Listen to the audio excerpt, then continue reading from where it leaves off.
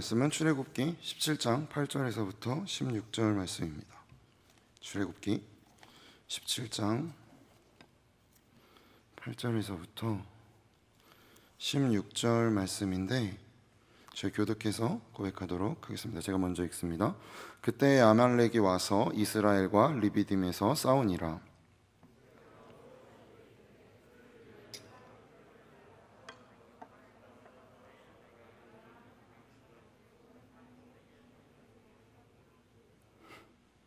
여러분, 조금 우리 천천히 같이 목소리를 맞춰서 읽을까요? 저부터 보여드릴게요. 여호수아가 모세의 말대로 행하여 아말렉과 싸우고 모세와 아론과 훌은 산 꼭대기에 올라가서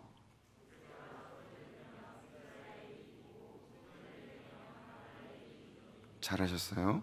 모세의 팔이 피곤함에 그들이 돌을 가져다가 모세의 아래에 놓아 그가 그 위에 앉게 하고 아론과 훌이 한 사람은 이쪽에서 한 사람은 저쪽에서 모세의 손을 붙들어 올렸더니 그 손이 해가 지도록 내려오지 아니한지라.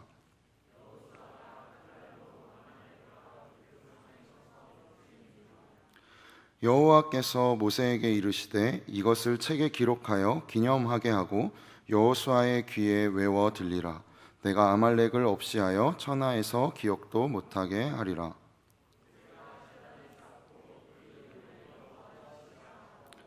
이르되 여호와께서 맹세하시기를 여호와가 아말렉과 더불어 대대로 싸우리라 하셨다 하였더라. 아멘. 출애굽기 말씀을 보면서 우리가 느끼게 되는 것은 애굽에서 나와서 어떻게 가나안으로 갔는가를 순서대로 나열해서 기록했다기보다 어떤 의미 있는 사건들을 적고 있다는 것을 보게 됩니다. 왜냐하면 갑자기 아말렉과의 전쟁이 등장하잖아요. 그렇다면 의미 있는 사건은 어떤 기준으로 의미가 있는 것이고, 그리고 어떤 기준에서 어떤 목표를 가지고 있는지를 바라보는 것이 우리가 성경이 가지고 있는 의미를 구체화해서 우리가 깨닫는 방법이겠죠. 그렇기 때문에 아말렉이 왜 이스라엘을 공격했는지, 그래서 그게 언제인지에 대한 기록은 나와 있지 않습니다. 다만 여러 학자들의 추측을 따라가다 보면 이제 르비딤이라는 곳이 이스라엘 백성이 물이 없어서 불평했던 곳이었잖아요. 우리가 죽게 되었다. 그렇기 때문에 물이 없는 곳에서 이제 반석에서 물이 나왔죠. 그럼 그 물은 굉장히 귀해졌기 때문에 그 물을 약탈하기 위해 공격하였을 수도 있다고 보는 학자들의 견해가 있어요. 그런데 우리가 오늘 말씀에서 좀 더 바라보고 집중하려는 것은 아말렉이 가지는 상징성입니다. 신명기 25장 말씀을 볼까요? 신명기 25장 말씀 저희 교독해서 읽겠습니다. 제가 먼저 읽습니다. 너희는 애굽에서 나오는 길에 아말렉이 내게 행한 일을 기억하라.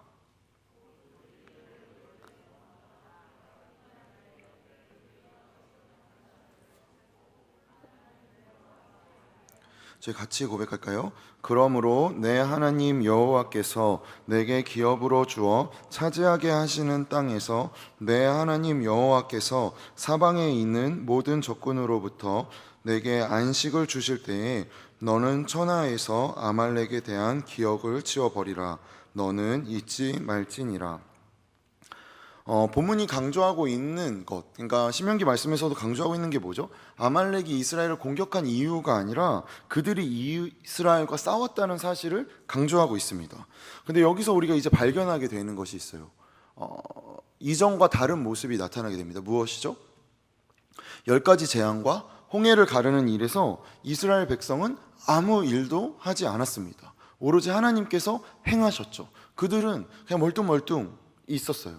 그런데 하나님께서 하셨던 이전과 다르게 애굽을 떠나서 광야에서 겪게 되는 첫 번째 전투에서 이스라엘 백성도 어떠한 역할을 하게 되더라는 것을 오늘 본문에서 우리는 발견하게 됩니다.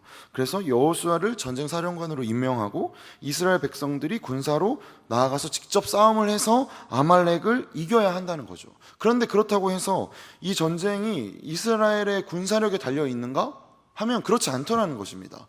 모세가 산꼭대기에 서서 팔을 들면 이기고 팔이 내려오면 지는 싸움으로 이 싸움의 운명과 결과가 결국 하나님께 달렸음을 바라보게 된다는 거죠. 이 사건을 우리가 신약으로 갖고 오면 이렇게 이해할 수 있을 것 같아요. 죄와 사망의 권세에서 꺼내시는 일은 하나님께서 예수 그리스도 안에서 홀로 이루시는 일입니다.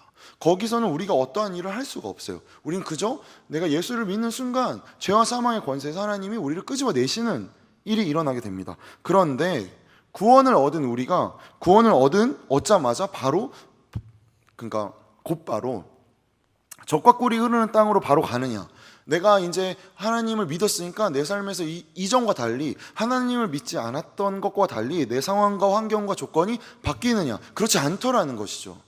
여전히 유혹이 있고, 여전히 죄된 내 모습을 바라보고, 여전히 불편한 나를 마주하게 되더라는 것입니다. 여전히 우리 부모님은 우리 부모님이고, 여전히 내 직장은 내 직장이고, 여전히 나의 걸프렌드, 보이프렌드들은 여전히 걸프렌드, 보이프렌드라는 것이죠.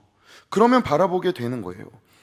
하나님께서 구원이라는 것은 로마서 5장에서 말씀하시듯이 환란이 이끌어지는 땅으로 인도받는다는 것은 무엇입니까? 목적이 있다는 것이죠. 어떠한 목적입니까? 하나님께서 어떠한 환경이나 조건을 만들어주시는 것이 목적이 아니라 우리를 하나님의 자녀답게 만드시는 것이 목적이라는 사실입니다. 그렇기에 오늘 전쟁을 바라볼 때 전쟁의 승패가 중요한 것이 아니라는 것이죠. 이 전쟁 속에서 하나님께서 자신의 백성에게 가르치고자 하시며 기대하며 소망하는데, 그것이 무엇인가를 우리가 찾아내는 것이라는 겁니다. 그냥 단순히 어떠한 저기에 있는 것을 내가 가져오는 것이 아니라, 이러한 우리의 끊임없는 우리의 삶에서 벌어지는 싸움들 속에서 우리가 발견해야 할 것이 있다는 것을 말씀하고 계시는 것이죠. 그런데 우리가 겪는 현실 속에서 우리가 여전히 가지는 불편함은 무엇입니까? 지난주에 나누었듯이 내가 하나님 믿고 내가 하나님의 자녀인데, 그럼 내가 기도하면 일도 잘 되고, 창업하면 창업도 엄청나게 번성하고, 공부하면은 A뿔 막 당연히 나오고, 이런 초월의 기적의 현장들이 내 삶에서 이루어지지 않을 때 우리는 좀 퀘스천 마크를 가지게 되더라는 것이죠. 세상을 살면서 기대와 소망이 있기에 사실은 살아가는 건데, 이 기대와 소망이 이루어지지 않으면 우린 도대체 왜 기도하고 믿음을 가지는가? 라는 질문을 처세에 능하고 가성비 좋은 저만 하는 것입니까, 여러분? 그렇잖아요. 사실 우리 하나님 앞에 기도할 때 이 기도가 안 이루어져요. 반드시 이게 이루어져야 되는데, 이루어지지 않으면 하나님에 대한 고민을 하게 되고, 그럼 도대체 신자란 어디에 소망을 두고 살아가는 자인가? 지지난주 말씀에서 우리가 나눴듯이 하나님을 그렇게 도구로 사용하는 기도의 방법이 아니라면, 그러면 나는 여전히 내 삶에서 나아지는 것이 없는데 그럼 뭐하러 하나님을 믿는가? 라는 질문을 좀 하세요. 여러분 좀 하세요. 그런 질문을. 그럼 고민을 좀 하세요. 뭐하러 하나님 믿죠? 우리? 왜 예수 믿습니까? 달라지지 않는데? 라는 고민을 해야 합니다. 근데 그럴 때 우리가 발견하게 되는 것이죠. 우리 가운데 아말렉의 사건으로 우리가 우리의 삶을 바라보게 됩니다. 그리고 이러한 현상을 사도 바울이 고린도 후서 4장에서 이렇게 우리에게 이야기해 줍니다. 고린도 후서 4장 7절에서부터 12절 말씀, 저희 교독하지 말고 합독해서 천천히 고백해서 같이 읽을까요? 같이 고백합니다. 우리가 이 보배를 질그릇에 가졌으니 이는 심히 큰 능력은 하나님께 있고 우리에게 있지 아니함을 알게 하려 함이라. 우리가 사방으로 우겨쌈을 당하여도 쌓이지 아니하며 답답한 일을 당하여도 낙심하지 아니하며 박해를 받아도 버림받지 아니하며 거꾸러뜨림을 당하여도 망하지 아니하고 우리가 항상 예수의 죽음을 몸에 짊어짐은 예수의 생명이 또한 우리 몸에 나타내게 하려 함이라. 우리 살아있는 자가 항상 예수를 위하여 죽음에 넘겨짐은 예수의 생명이 또한 우리 죽을 육체에 나타나게 하려 함이라.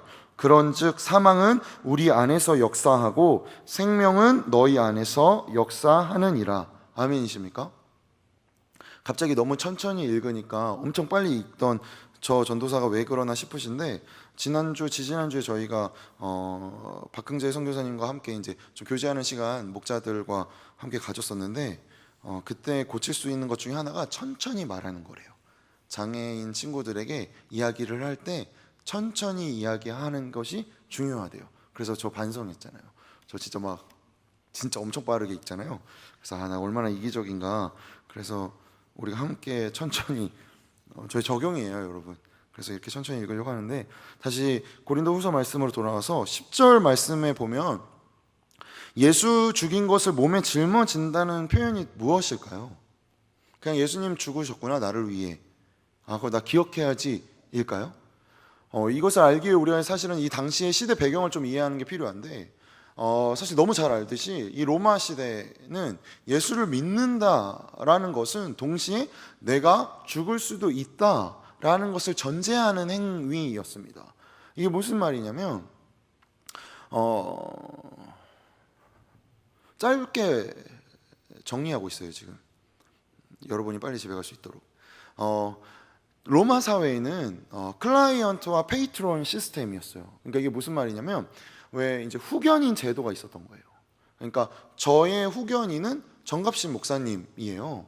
그러면 이제 정갑신 목사님이 제가 어떠한 일을 할 때 정갑신 목사님이 추천장을 써주는 거예요. 우리 대학교 추천장이 여기서부터 유래가 된 건데, 이 추천장을 써주는 거예요. 그런데 정갑신 목사님의 후견인은 이미숙 사모님이에요.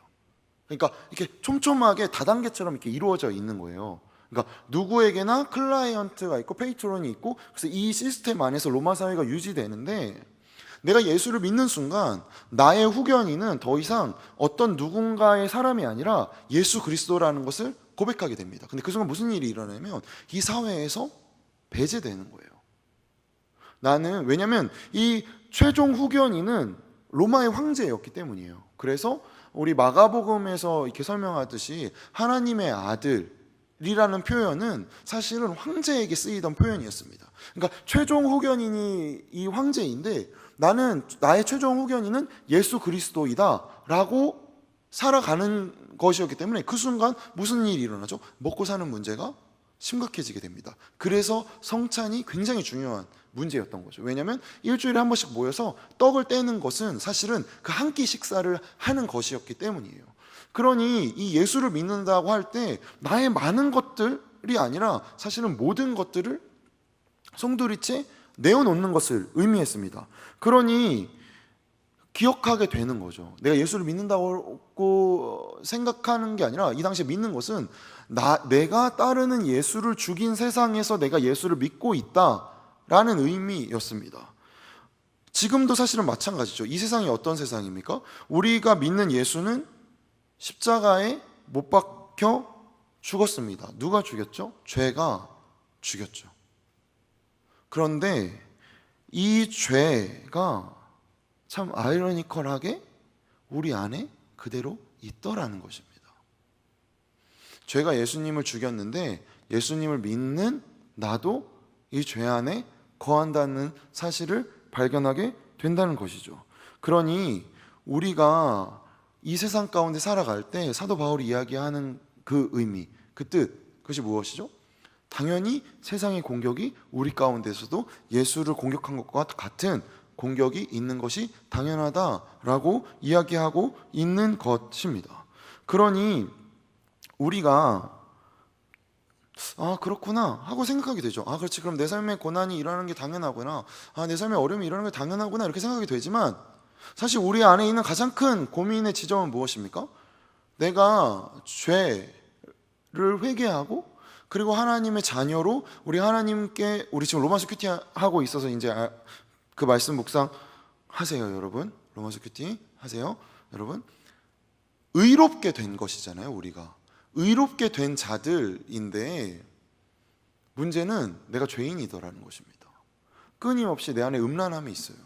끊임없이 내 안에 이기심이 있고, 내 안에 멸시함이 있고, 내 안에 해결되지 않는 죄악이 있더라는 것입니다. 그러면은 도대체 하나님이 용서하시는 죄는 뭐고, 내가 겪는 이 불편함은 무엇인가? 라는 질문을 하게 되는 것이죠. 그죠? 이거 좀 풀리지 않는 메비우스의 띠 같은 숙제이지 않으셔요? 저만 그런 겁니까? 요즘 저희 아파트에 이제 저 3본 사는데 저희 아파트 진짜 너무 좋아가지고 아파트 배관을 교체해주는 공사를 하고 있어요. 제가 사진 찍었어요. 그래서 저희 안방이에요, 여러분. 저 안방 저렇게 뚫어놨어요. 저 공사한다고 정말 천인공노할 화가 났는데 멀쩡한 벽을 저렇게 뚫어가지고 저거를 끄집어내가지고 저 바깥에 저렇게 해놨습니다. 왜 그러냐면 저희 아파트 너무 좋은 아파트라서 92년에 준공 아파트인데 92년 이래로 한 번도 배관을 갈지 않았다. 그래서 이제 소나람이 이제 3번에 살게 되니까 하나님께서 저 너무 사랑하셔가지고 내가 이제 그 퇴계 중공 아파트에 배관을 갈아서 널리 이 신자의 삶을 이롭게 하겠다. 뭔가 이런 거이지는 않겠죠? 근데 이제 배관 공사를 하고 있어요. 그러니까 이제 여러 낯선 인부들이 들어와서 저 벽을 부시고 배관을 이제 교체하는 일을 하시는 거예요. 근데 이제 배관 교체하는 작업은 이제 몇 주 전에 했고 이제 이번 주 금요일 이제 엊그제 이제 배관 저거 하나를 저거 뚫어놓는 벽을 이제 막는 공사를 했는데 근데 이제 그거 막는다고 공사를 하는데 또 그마저 문 사이즈 안 맞는다고 또 다음 주에 또 한대요. 그래서 사실 약간 좀 불편했죠. 근데 불편하지만 불편하지 않은 척 했어요.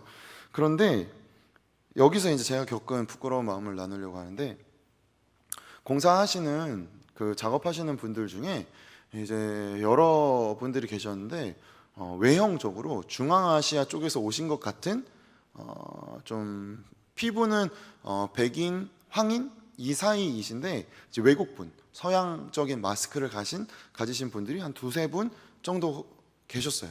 그래서 그분들이 저희 집에 들어오셔가지고 저기 안방이거든요. 저희 안방에 털썩 앉으셔가지고 이렇게 하시는데 제 안에 좀 불편한 마음이 들었어요. 그 안에 한국 분들도 계셨고 외국인 분들도 계셨는데 그래도 좀 한국 분이 오셔가지고 하시면 더 좋지 않을까 하는 제 안에 구별 짓는 마음이 드는 거예요. 순간 좀 너무 불편했어요. 근데 왜 그랬죠? 지난 5월 25일에 미국에서 무슨 일이 있었습니까? 미국의 미네소타 주에서 조지 플로이드 사망 사건이 있었죠. 그래서 지금 미국이 이렇게 시위를 하고 있는데 저는 이 정신에 너무 동의하고 공감합니다. 그래서 SNS에서 해시태그 해가지고 Black Lives Matter라는 그 해시태그 다는 것도 저 너무 그렇게 동의하고 있고 당연한 거라고 생각해요. 왜냐하면 너무 유치하잖아요. 어떤 외형으로 사람을 구분한다라는 것, 그죠? 사람을 그렇게 구별 짓는다는 것은 정말 너무 유치한 일이고, 그것은 사실 모두가 공감하고 동의할 만큼 당연히 화를 내야 되는 일입니다. 그리고 우리가 기독교 신앙 안에서만 봐도 기독교 신앙이라는 것은 무엇입니까? 신의 경계를 무너뜨리고 인간으로 오신 예수를 믿는 것이 그리스도인이잖아요. 그렇기 때문에 우리가 경계를 넘는 문제는 사실은 우리의 신앙에서 굉장히 중요한 일이고 예수를 믿는다는 것을 표현하는 상당히 우리 삶에서 전인적으로 나타나야 하는 방법입니다. 되게 멋있는 말로 이렇게 제가 말하는데 제 안에서 구별하고 있더라는 것이죠. 제 머리의 점수가 제 몸의 점수, 제 마음의 점수와 다르다는 거예요. 제 머리가 아는 거랑 제 삶으로 제가 느끼는 내색하는 게 다르다는 거예요. 그러니 이 마음 가운데서 상당히 혼란스러워하고 있었어요. 근데 그때 이제 저와 함께 사는 분이 이제 재택근무 중이셨는데 전화로 업무를 하니까 굉장히 스트레스 받고 힘들 텐데 저한테 저분들 위해서 이렇게 좀 우리 마실 거 좀 사놓을 걸 그랬다. 그래서 마실 거 좀 사드리면 어때? 라고 저에게 제안하셔서 제가 친히 이제 저희 앞에 있는 대림 슈퍼 가가지고 재난지원금 카드로 이제 비타 500 사가지고 이렇게 나누어 드렸어요. 사실 너무 부끄러웠어요. 그 나눠드리면서 어떠한 면에서 이렇게 이야기하고 여러분 우리가 차이를 넘어서야 합니다. 이런 거 이렇게 하면 안 돼요 라고 말하는 제가 제 마음 가운데 그래도 한국분이 오셔서 하면 더 깔끔할 것 같은데 왠지 저 외국인이 하면 좀 미흡할 것 같은데 뭔가 좀 냄새도 나는 것 같고 불편한데 하는 마음을 가진 것 자체가 당황스럽고 사실은 너무 내 안에 있는 이런 마음을 마주하는 게 힘들더라는 거예요. 그래서 잠시 품은 저의 구별이 조지 플로이드를 죽인 경찰관인 그 데릭 마이클 쇼빈과 다르지 않음을 마주하게 되더라는 것입니다. 이 신앙생활에서 겪는 이 거리 얼마나 큽니까, 여러분? 내가 알고 있는 신앙적인 가치관과 내 삶에서 마주하게 되는 현실, 너무 크죠. 그러니 말씀을 듣고 하나님을 믿고 섬기고 따른다는 말로 우리가 우리의 신앙을 표현하지만 우리의 삶으로 마주할 때 이거 그런 거지, 이거 이런 거지. 그런데 여전히 내가 알고 있는데, 그런데 내 삶은 미네소타에서 이 벌어진 일이 산본에서 그리 다르지 않은 모습으로 제 마음 가운데 나타나고 있더라는 것입니다. 이 간극이 우리의 신앙의 삶에서 매 순간 나타나는 것이죠. 이 사실을 우리가 듣고 그렇지 하고 있는 이 순간, 우리가 이후에 우리가 교회 바깥으로 나가서 우리의 삶을 살 때 여전히 고민하게 되고, 나와 가장 가까운 가족에게 이러한 날카로움이 나가게 되고, 지나가는 사람들에게, 마스크 낀 사람들에게, 혹은 어떤, 사실 그렇잖아요, 한일 베라체 그 앞에 지나가는 게 괜히 불편해지고, 그럼 거기 사는 사람은 그렇게 생각하지 않게 되는 우리의 이 간극 바라보게 되더라는 것입니다. 그러니 여기서 우리가 겪는 문제인 거죠. 하나님을 믿으면 하나님이 하시면 되는 건데, 하나님은 그렇게 하지 않으시더라는 것을 배워간다는 것입니다. 하나님이 다 해결하시면 되잖아요. 코로나가 생겼어요. 그래서 우리가 기도했어요. 예수양남교회가 특별 새벽 예배 2주간 했더니 코로나가 사라졌다더라. 얼마나 멋있습니까? 근데 하나님 그렇게 하지 않으십니다. 애굽에서 건져내시는 것이 하나님이 하시는 일이에요. 우리가 더 이상 죄와 사망의 노예가 아니다라는 정체성을 우리가 인식하는 것은 하나님이 하시는 일입니다.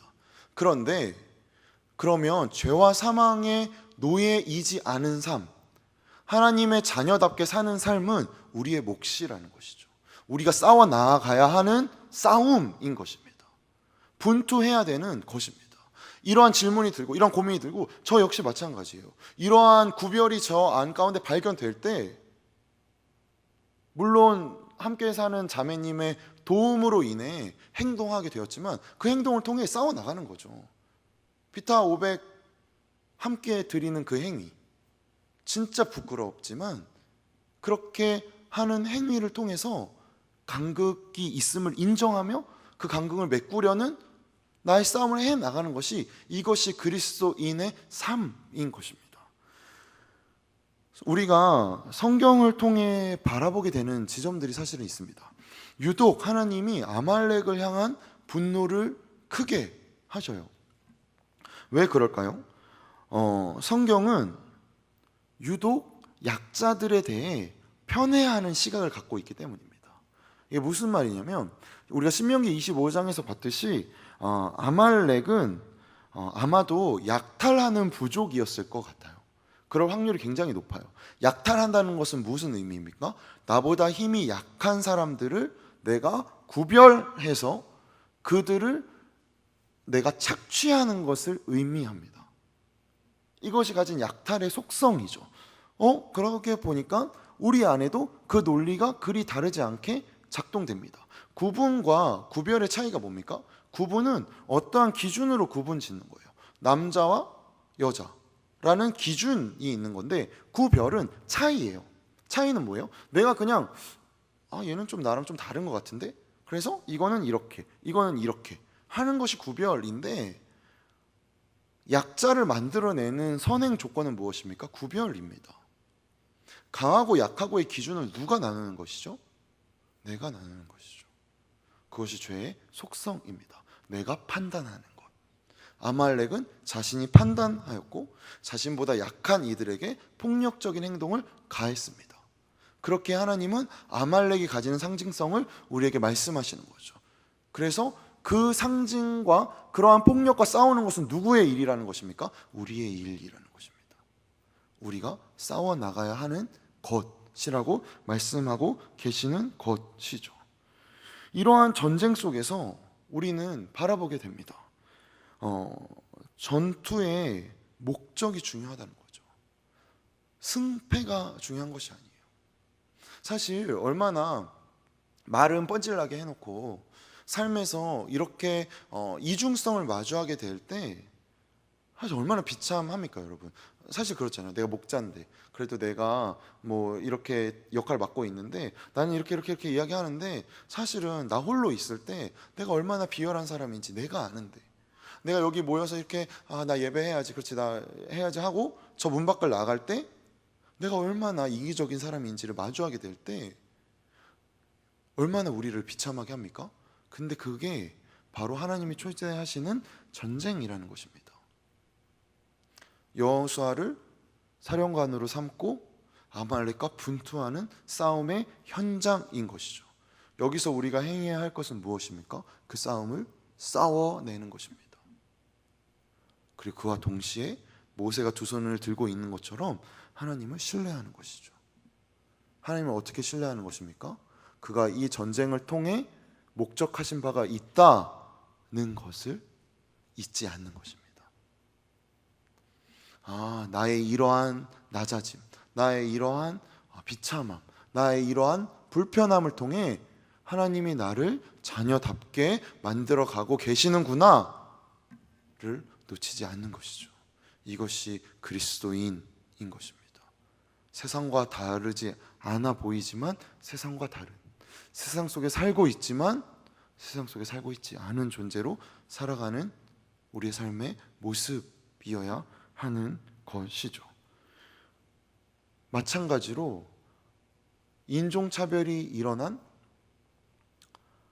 미국에서 새로운 싸움이 일어나고 있습니다. 제가 유튜브에서 이렇게 찾아보다가 하나 이제 뉴스로 발견하게 된 영상인데, 우리가 이 영상을 좀 함께 보면 좋겠네요. 잠시 볼까요? 어른들의 잘못으로 시작된 이번 시위엔 어린 학생들도 함께 참여하는 모습을 볼 수 있습니다. 시위에 나선 한 흑인 학생을 백인 학생이 보호하려는 모습이 SNS에 올라오면서 미국 사회에 큰 울림을 주고 있습니다. 이 내용은 김지성 기자가 전하겠습니다.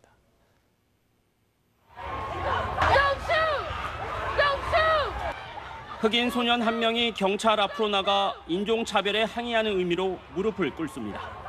한 백인 소녀가 뛰어나가더니 소년 앞에서 무릎을 꿇고 경찰을 막아섭니다. 경찰이 다가오자 소년은 소년을 끌어안으며 소년을 끝까지 보호했습니다. SNS에 올라온 이 영상은 2천만 번이 넘는 조회수를 기록했습니다. 무자비한 목 누르기에 희생된 조지 플로이드의 고향 휴스턴에선 백인들이 사죄의 뜻으로 흑인들 앞에 무릎을 꿇었습니다. 흑인들은 용서의 의미로 함께 무릎을 꿇었습니다. 백인도 흑인도 모두 눈물을 흘렸습니다. 시위대에 동조하고 함께 인종차별에 항의하는 경찰도 갈수록 늘고 있습니다. 무릎을 꿇고 시위대와 어깨동무를 하며 함께 행진합니다. 손 소독제를 나눠주기도 합니다. They were hurting, and hopefully that will help us build a better community. 폭력이 지나간 자리를 정리하는 자원봉사자들도 늘고 있습니다. 부서진 건물의 잔해를 치우고 시위대가 남긴 낙서를 지웁니다. 시위대 내부에선 폭력을 자제하고 질서 있게 행동하자는 목소리가 높아지고 있습니다. There hasn't been any violence. We're here to peacefully try and enforce change. 야간 통행 금지령에 걸린 시위대 수십 명을 자기 집 안으로 대피시키기도 하는 등 사회 갈등이 만든 시위 사태가 거꾸로 인권과 상식, 배려의 소중함을 일깨워주고 있습니다. SBS 김지성입니다. 가장 치열한 싸움이 일어나는 자리에 또 다른 모습의 싸움이 시작됩니다. 그 싸움을 우리는 봤죠. 무엇입니까? 폭력에 폭력으로 대응하지 않는 것. 폭력을 폭력으로 갚지 않는 것. 물론 미국이 다 이렇진 않겠죠. 아주 사소한 단면일 것입니다. 그런데 이것이 무엇을 의미합니까? 목적을 찾는 거죠. 어떻게 백인이 흑인을 죽일 수 있나? 우리도 흑인을 죽여버리자가 아니라 가해자, 피해자가 너나 할 것 없이 서로에게 용서를 구하는 것. 내가 한 일이 아닌데 나의 일로 여겨서 그들 앞에 무릎 꿇는 것. 여기서 우리는 무엇을 발견하게 됩니까? 전투의 방법입니다. 싸움의 방법을 발견하게 되죠. 코넬 웨스트라는 하버드 공공철학 정책 교수님이 이제 CNN과 이제 인터뷰하는 것을 봤는데, 그분이 그렇게 이야기하는 거예요. 그게 너무 공감이 됐는데, 흑인 인권을 높이기 위해 미국 사회에서 흑인들은 수많은 노력을 했다는 것입니다. 흑인 대통령을 만들어냈고 법무장관, 국토안전부 장관까지 배출하였는데, 지금 2020년에 마주하는 현실은 여전히 인종차별이 이루어지고 있다는 것이죠. 오히려 흑인 엘리트주의가 흑인들이 가진 정신을 함몰시켰다는 것을 보여주고 있다라고 이야기하는 거예요. 이게 무슨 의미냐면, 백인들의 방법으로 백인들이 가진 자본주의의 논리를 흑인도 가졌는데, 그러니까 그 차이가 없어진 게 아니라는 것이죠. 여전히 그 차이는 유효하다라는 것입니다. 그러면서 그분이 사무엘 베케트, 그 고도를 기다리며 소설을 쓴 사무엘 베케트의 이 말을 인용하며 이렇게 이야기했어요. 뭐라고 이야기했냐면, try again, fail again, fail better. 이 정적, 모두 이해해서 감동을 하는 이 정적 너무 좋아요.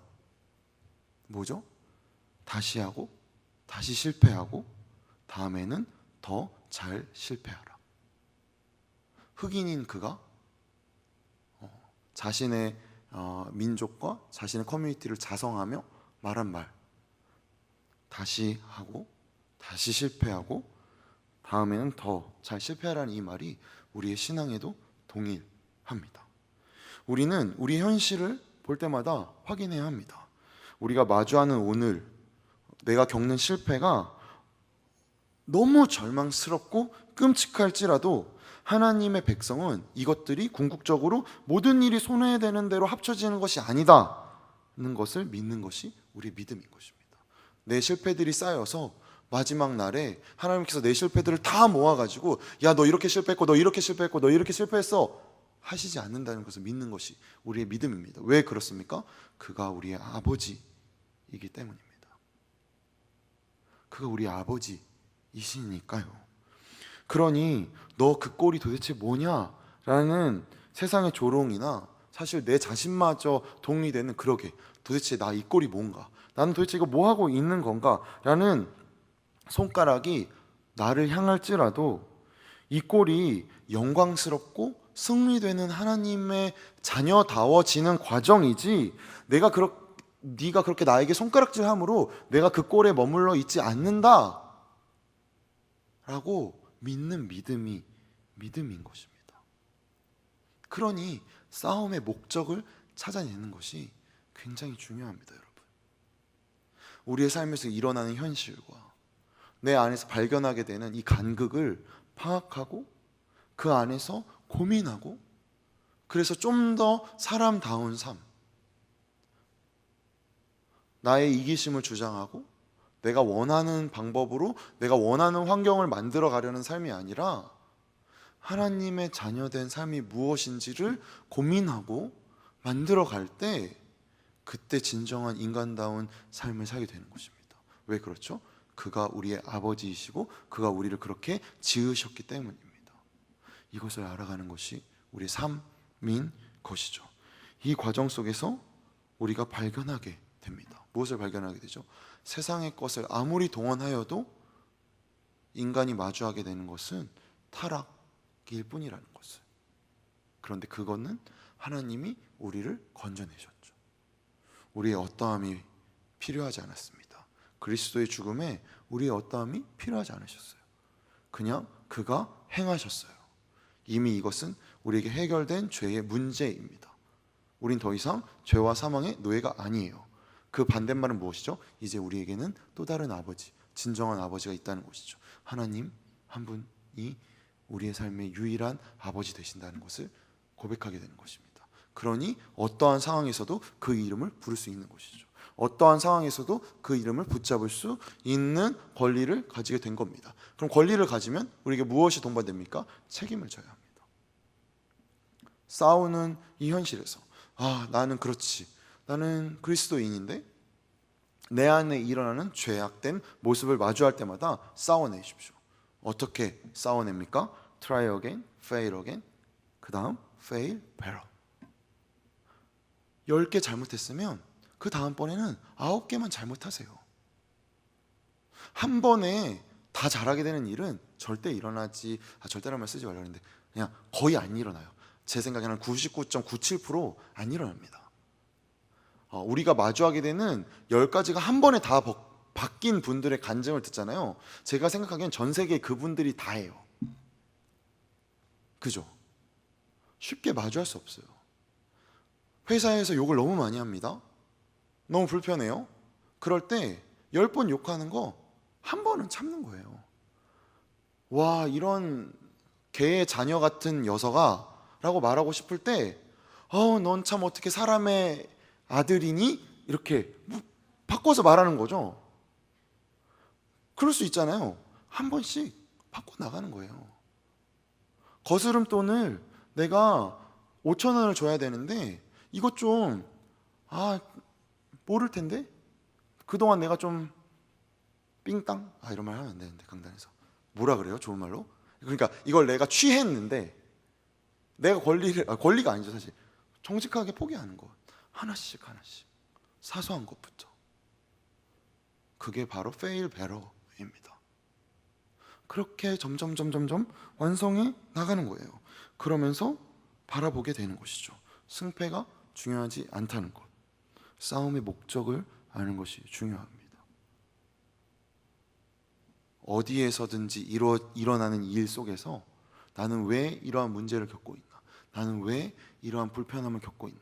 내 삶에는 도대체 왜 이런 일이 일어나는가? 라고 고민을 하고 그 다음에는 하나님이 이것을 통해 나를 어떻게 이끌어 가시려고 내 삶에 이러한 일을 허락하시는가? 라는 질문을 가져가는 것이 그리스도인의 신앙인 것입니다. 그러니 나에게 일어난 이 사건이, 이 환경이, 이 판단이 나를 규정하거나 끝내는 것이 아니라 하나님의 자녀됨을 이뤄가는 수단임을 기억하며 신뢰하며 그렇게 세워져가는 우리 예수양남 청년 공동체 되기를 소망합니다. 우리 함께 기도할까요?